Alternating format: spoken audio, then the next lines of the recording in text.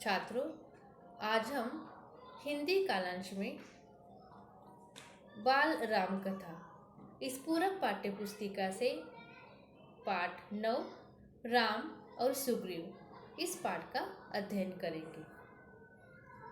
पिछले कालांश में हमने देखा कि सुग्रीव राम के कहने के अनुसार बाली को युद्ध के लिए फिर से एक बार चुनौती देता है। बाली और सुग्रीव में घमासान युद्ध होता है। इस युद्ध में सुग्रीव पर बाली भारी पड़ता है। वह सुग्रीव को मारना ही चाहता था। तभी श्री राम अपने बाण का निशाना बाली पर साधते हैं। बाण लगने से बाली जमीन पर गिर जाता है और उसके प्राण पखेरु उड़ जाते हैं, यानी बाली का अंत हो जाता है। और फिर किष्किंधा की राजगद्दी सुग्रीव को मिल जाती है। तो चलिए अब हम इस पाठ की आगे की जानकारी लेते हैं। आनन फानन में राज्याभिषेक की तैयारियां की गई। सुग्रीव को राजगद्दी मिली। राम की सलाह पर बाली के पुत्र अंगद को युवराज का पद दिया गया। राम ने सुग्रीव के लिए संबोधन बदल दिया। राजगद्दी पर बैठने के बाद उन्हें मित्र नहीं कहा, वानर राज कहकर संबोधित किया। जिस तरह से युद्ध में बाली का अंत हुआ और किष्किंधा की राजगद्दी जो है वह सुग्रीव को मिली। फिर आनन फानन यानी कि तुरंत तात्काल में राज्याभिषेक की तैयारियां की गई। सुग्रीव को राजगद्दी मिली थी।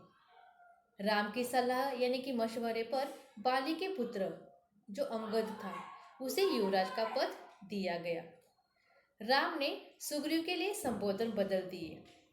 जिस तरह से राम सुग्रीव को मित्र कहकर पुकारते थे, लेकिन राजगद्दी पर बैठने के बाद उन्होंने सुग्रीव को वानर राज कहकर बुलाया, क्योंकि अब राजगद्दी जो है वह किष्किंधा की राजगद्दी सुग्रीव को मिली थी।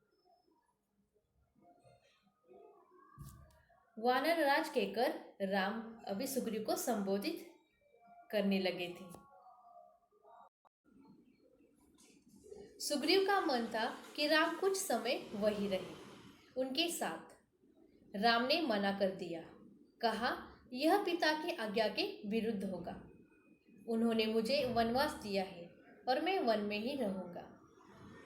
राज्याभिषेक के बाद सुग्रीव का यह मन था कि राम और कुछ समय वही रहे, किष्किंधा में उनके साथ रहे, लेकिन राम ने उन्हें मना कर दिया और यह कहा कि यह पिता की आज्ञा के विरुद्ध होगा, क्योंकि पिता ने उन्हें वनवास दिया है और इसीलिए मैं वन में ही रहूंगा। इस तरह से राम सुग्रीव को कहते हैं। राम किष्किंधा से लौट आए। वर्षा ऋतु के कारण आगे जाना कठिन था। लंकारोहण कुछ समय के लिए स्थगित कर दिया गया और इस अवधि में वे प्रश्रवण पहाड़ पर रहे। राम किष्किंधा से लौट आए और वर्षा ऋतु के कारण आगे जाना कठिन था और इसीलिए लंकारोहण कुछ समय के लिए उन्होंने स्थगित कर दिया था। और इस अवधि में मतलब इस काल में वे प्रश्रवण पहाड़ पर रुके थे। वर्षा ऋतु बीत गई। राम प्रतीक्षा कर रहे थे सुग्रीव की वानर सेना की, सीता की खोज के लिए। सुग्रीव ने राज तिलक के दिन राम को इसका आश्वासन दिया था, लेकिन वह अपना वचन भूल गए। वर्षा ऋतु के कारण राम ने लंकारोहण कुछ समय के लिए स्थगित कर दिया था और इसी समय वे प्रवसन पहाड़ पर रुके थे। बाद में वर्षा ऋतु बीत गई और राम इंतजार कर रहे थे सुग्रीव की वानर सेना की सीता की खोज के लिए। और सुग्रीव ने राज तिलक के दिन में राम को यह आश्वासन दिया था, यह भरोसा दिया था कि उनकी जो वानर सेना है वह सीता की खोज के लिए सहायता करेंगे, लेकिन सुग्रीव अपना वचन भूल गए थे। राग रंग में उलझ गए। राम चिंतित थे और दुखी भी। जिस तरह से सीता की खोज के लिए वानर सेना की सहायता करना यह सुग्रीव भूल गए थे कि अपनी वानर सेना जो है वह सीता की खोज के लिए मदद करे, यह वचन वह सुग्रीव भूल गए थे, अपनी राग रंग में उलझ गए थे और इसलिए राम चिंतित थे और दुखी भी थे। हनुमान को सुग्रीव का वचन याद था। राज तिलक के दिन वे वही थे। उन्होंने सुग्रीव को याद दिलाया। सुग्रीव ने वानर सेना एकत्र करने का आदेश दिया। हनुमान को सुग्रीव का दिया हुआ वचन याद था, क्योंकि जिस दिन राज तिलक हो रहा था उस दिन वे वही थे। उन्होंने सुग्रीव को याद दिलाया और सुग्रीव ने भी वानर सेना एकत्र करने का आदेश यानी कि हुक्म दिया। यह काम सेनापति नल को सौंपा गया। 15 दिन और बीत गए, लेकिन सेना राम के पास नहीं पहुंची। वानर सेना को एकत्रित करना, यह जो काम था, यह सेनापति नल को सौंपा गया था। 15 दिन बीत गए, लेकिन वानर सेना जो थी वह राम के पास नहीं पहुंची। राम सुग्रीव के इस व्यवहार से क्षुब्ध थे। क्रोध में उन्होंने सुग्रीव के विनाश तक की बात कही। वचन पूरा न करने के लिए राम पहले ही दुखी थे, इसलिए राम सुग्रीव के इस व्यवहार से क्षुब्ध थे। क्रोध में उन्होंने सुग्रीव के क्रोधित थे, इसलिए क्रोध में उन्होंने सुग्रीव के विनाश यानी कि अंत तक की बात कही। राम को चिंतित देख लक्ष्मण से न रहा गया, और जिस तरह से राम चिंतित थे यह देखकर उनसे रहा नहीं गया लक्ष्मण से, इसलिए उन्होंने धनुष उठाया तो राम ने उन्हें रोक दिया। कहा, सुग्रीव को बस समझाना है, वह हमारा मित्र है। लक्ष्मण किष्किंधा चले गए सुग्रीव को समझाने। राम जिस तरह से चिंतित थे, उनकी चिंता लक्ष्मण से देखी नहीं गई, इसलिए उन्होंने अपना धनुष उठाया तो राम ने उन्हें रोक दिया। राम ने लक्ष्मण से कहा कि सुग्रीव को हमें बस समझाना है, वह हमारा मित्र है।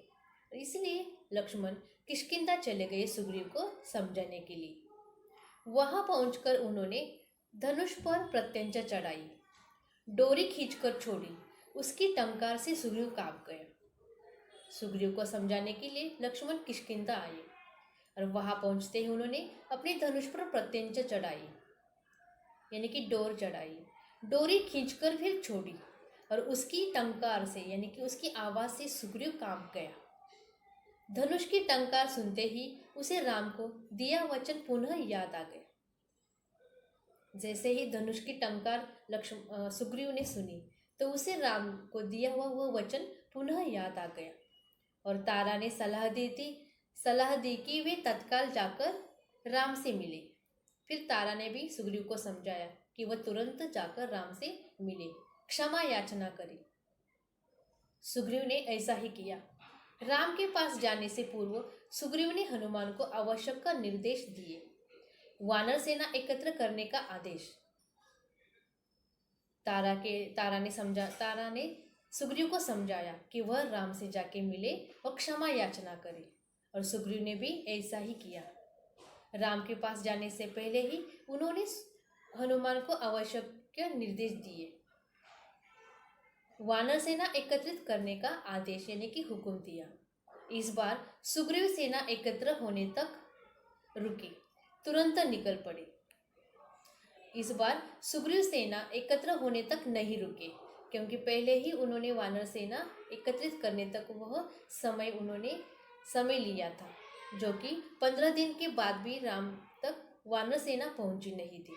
इसलिए इस बार सुग्रीव ने सेना एकत्र होने तक का इंतजार नहीं किया, जल्दी यानी कि तुरंत वह निकल पड़े और लक्ष्मण के पीछे पीछे वह राम से मिलने के लिए चले गए। राम के सामने जाकर भयभीत वानरराज ने उनसे क्षमा मांगी अपनी चूक के लिए। राम ने उन्हें उठाकर गले लगा लिया। राम के सामने जाकर भयभीत वानरराज यानी कि सुग्रीव ने उनसे क्षमा मांगी अपनी गलती के लिए। राम ने उन्हें उठाकर गले लगा लिया और वह फिर सीता की खोज के लिए सहायता वानर सेना की मदद से वह सीता की खोज करना चाहते थे। उनको अपनी चूक यानी कि गलती समझ में आई, इसलिए जैसे ही उन्होंने लक्ष्मण के पीछे वह राम से मिलने के लिए आए और वह इस अपनी गलती के लिए वह क्षमा मांगने लगे। सुग्रीव बात कर ही रही थी कि उछल कूद करती वानर टोलियां वहां आ पहुंची। सुग्रीव राम से बात कर ही रहे थे तभी उनके पीछे पीछे उछल कूद करती वानर टोलियां वहां आ पहुंची। हनुमान के साथ लाखों वानर थे। जामवंत के पीछे भालुओं की सेना। हनुमान के साथ लाखों वानर थे और जामवंत थे, उनके पीछे भालुओं की सेना थी। इस तरह से हम देख सकते हैं कि सीता की खोज के लिए वानर सेना तैयार थी, तत्पर थी। बच्चों, अब हम अगली कालांश में देखेंगे कि किस तरह से यह वानर सेना सीता की खोज में सहायक बनती है। तो मुझे आशा है कि इस कालांश में जो मैंने आपको पढ़ाया है वह आपको अच्छे से समझ में आया होगा। धन्यवाद।